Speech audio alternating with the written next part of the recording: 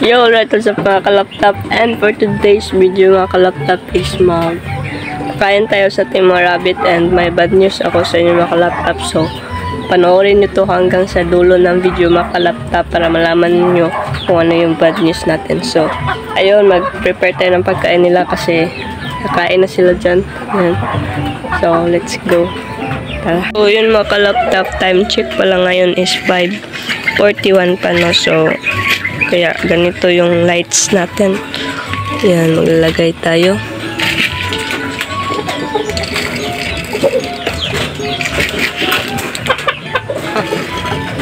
Yan. Shhh. Ay.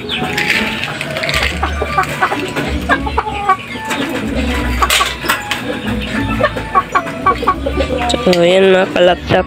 At ibigay natin sa kanila. So, yun mga kalaptop. At nabigay na natin sa kanila.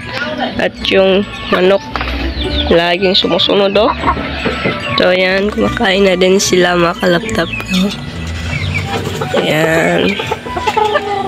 So, si Kupa mga kalaptop, naka-recover na to siya sa kanyang iniindang sakit. Ayan. So, lumiit talaga siya ng todo. So, kita nyo yan yung mga body ng rabbit natin. So, si Kupa lang talaga yung naiiba dyan. Kasi ang liit ni Kupa ngayon. So, at sana sa susunod is lumaki naman siya, no? Para matibay yung katawan niya. Diba? Ayan. So, sasabihin ko sa inyo mga kalaptop yung bad news natin mga kalaptop. So, kita nyo yan.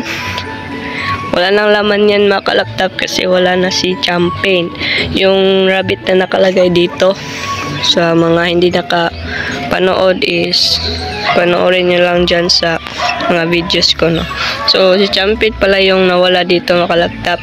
And yung cause of death niya pala mga kalaptop is parang sa sa panahon na rin mga kalaptop, lalo na dito sa Mindanao mga kalaptop na sobrang init. Ayan. So, 46 degrees ba to? Yung iba is nasa 42 degrees Celsius yung temperature dito sa Mindanao.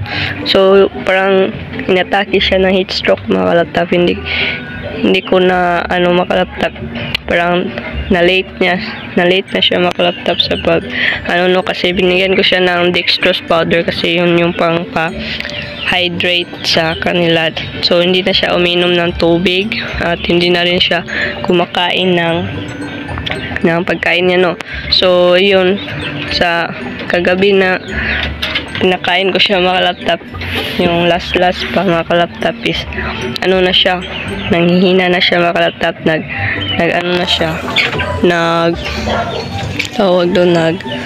parang lagi niyang hinahabol yung hininga niya. So, pag mga kinaubagahan yun mga kalaptop, pag ni mama, pag pakain sa mga rabbit is ayun, wala na si Champion, wala nang buhay mga kalaptop, and matigas na yung katawan niya, yung pagkita ni mama. So, yun yung bad news natin mga kalaptop. And dito lang yung natira na rabbit natin. Sayang lang kasi sobrang laki nun ni Champion mga kalaptop, at nilabas pa yun dito mga kalaptop sa last bago siya nagkaganon. So, nilabas ko siya dito mga kalaptop para makapag-explore dyan ko siya pinalakad-lakad, at yun yung pinakamasayang araw niya mga kalaptop.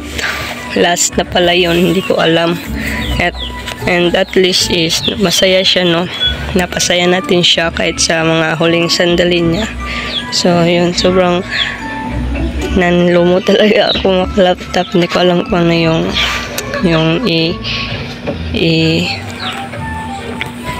parang ko alam talaga. So, yun, sana is marami pa tayong maalagaan dito, no, na rabbit. So, ayun lang.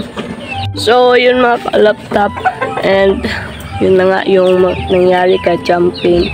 And sana hindi din to mangyari sa mga rabbit nyo mga kalaptop, lalo na ngayong tag-init, no. So, lagi nyo silang hydrate. So sa case ko talaga malaptap, parang biglaan yun makalaptap kasi sobrang lusog ni Champion. And